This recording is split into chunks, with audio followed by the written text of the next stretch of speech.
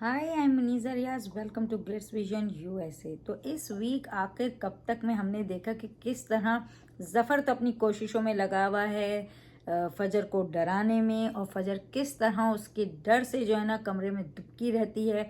वो साइम के साथ भी वो टाइम इस तरह से नहीं गुजारती जिस तरह से उसे गुजारना चाहिए। जिस तरह से वो गुजार रही थी, वो डरी सहमी रहती है और साइम चाहता है कि वो आए, वो उसे बताए, मगर वो बताने तैयार नहीं है। नूर अलग जो है परेशान है कि बहन को लेके, क्योंकि वो जिस तरह से बिहेव कर रही है, बात नहीं कर रही, डरी डरी दोबारा से रहने लग गई है।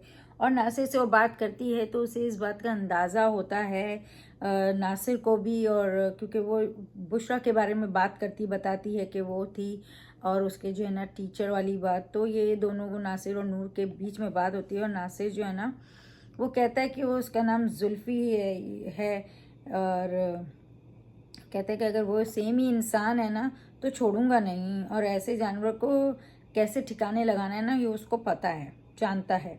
नूर कहती है अगर बुशरा की जगह मैं होती तो तुम कबूल करते? तो नासिर कहता है हमारा रूह का रिश्ता है, मैं तुम्हें कबूल करता, क्योंकि इसमें तुम्हारा कसूर नहीं है, और जिसका कसूर है उसकी खाल के जूते बनाकर पहनता।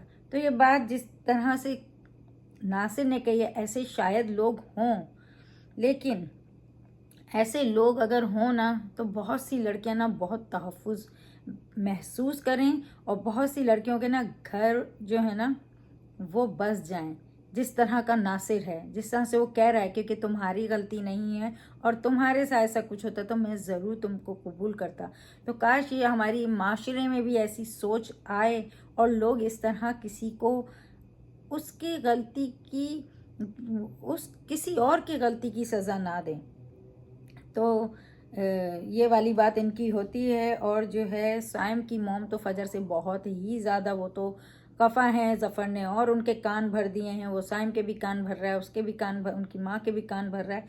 और वो जो है ना फजर को इंसल्ट करती कि भाई तुम कैसे बाहर आ गई, और वो कहती नहीं मैंने नाश्ता बनाया, कहीं नहीं मुझे तो तुम्हारा कुछ खाना पीना है नहीं, मैं तो जा रही हूँ। तो इस तरह से वो तो बस वो एक दफ़ा उनकी दिमाग में आ गया है उसके अगेंस्ट, तो अब वो कोशिश भी जो कर रही थी अच्छा होने की वो फिर से वैसे ही हो गई है।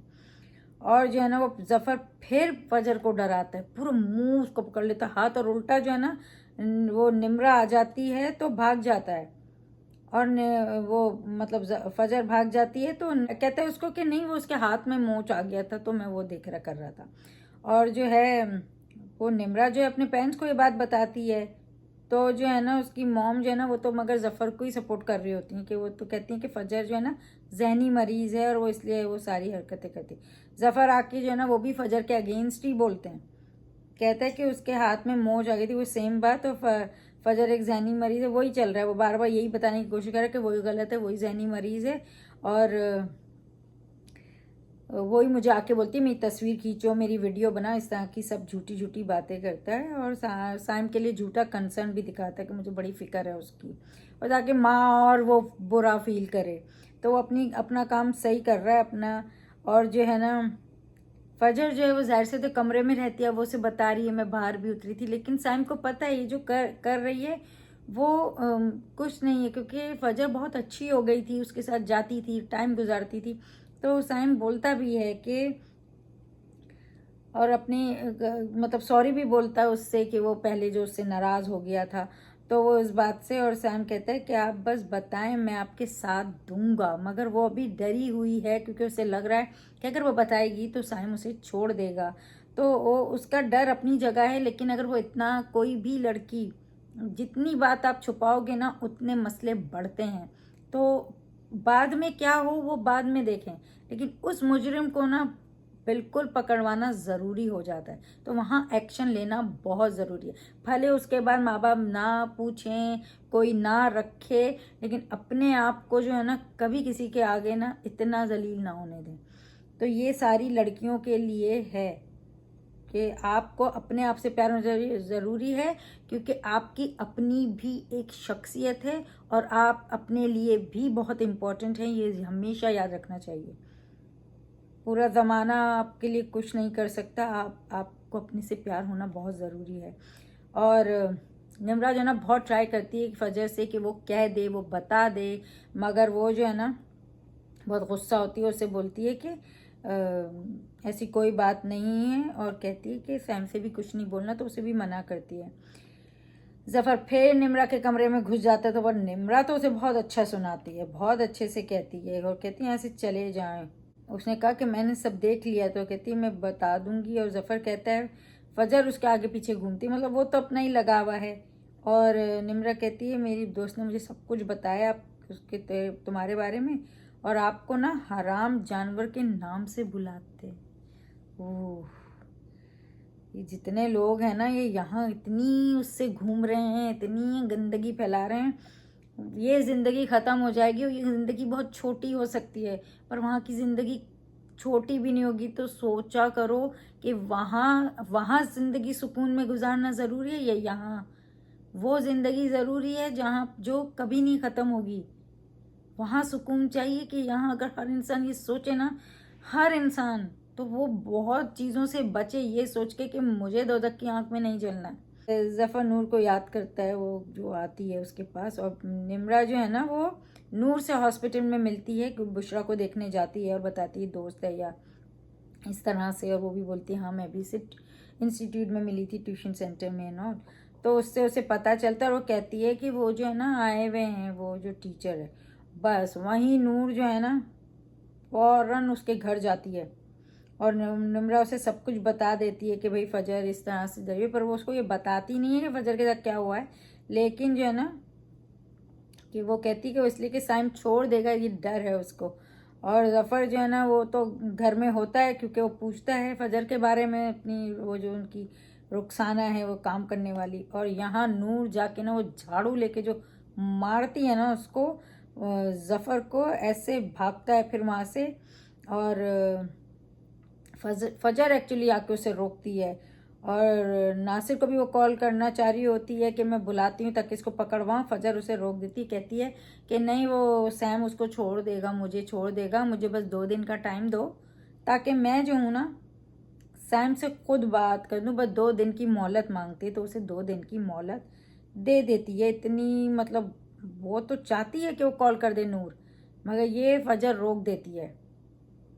और जबकि ये इतनी डरी है, इतनी गलत है, शायद ये खुद अपने एक अच्छा इंसान से मिला है तो फिर उससे बात कर लेनी चाहिए ना। इतना टाइम दोगी और उसे कहीं और से कुछ पता चला और कुछ और ही हो गया तो गलत होगा फजर के लिए, तो इतना भी टाइम नहीं देना चाहिए। एनीवेज उसने 2 दिन का टाइम मांगा तो वो दे देती है।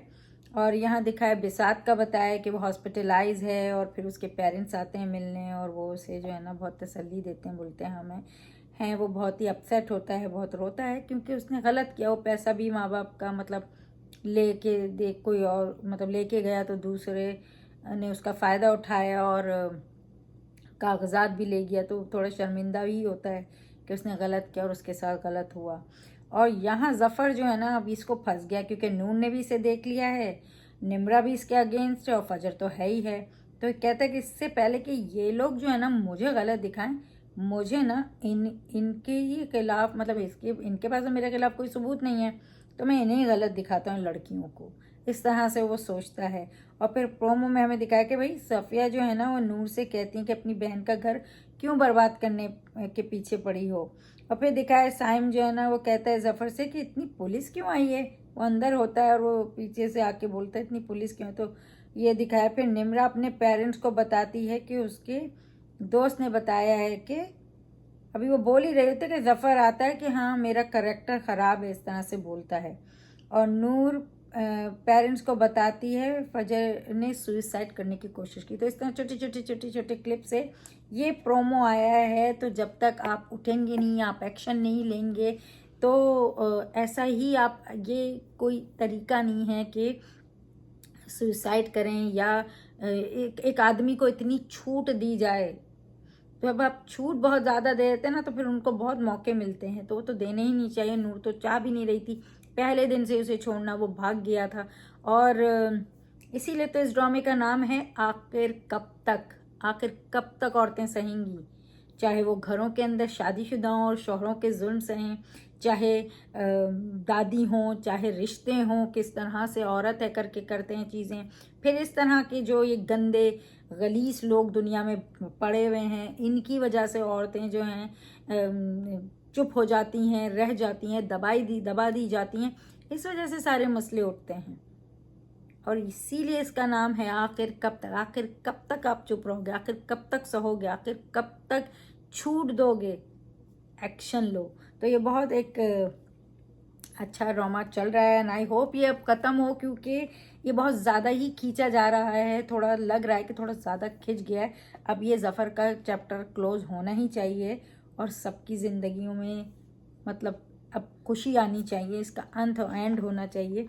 तो अब देखते हैं नेक्स्ट वीक। तो ये इस तरह से दिखाया, तो अब देखते हैं। और लग तो रहा है कि जा रहा है अपने एंड की तरफ जा रहा है, लेकिन हो जाना चाहिए। बहुत थोड़ा ज़्यादा ही लंबा हो गया, otherwise it was going good. और आपको कैसे लगी इस वीक की एपिसोड, आप क्या कहना चाहेंगे? ये जो इशू है इसके बारे में आप क्या कहना चाहेंगे, प्लीज़ कमेंट बॉक्स में बताइए। एंड देखते रहिए आखिर कब तक on Hum TV and keep watching Glitz Vision USA for more updates, reviews and news and don't forget to subscribe our channel. Hi, this is Adnan Khan and this is Isha Singh, and you're watching us on Glitz Vision. USA.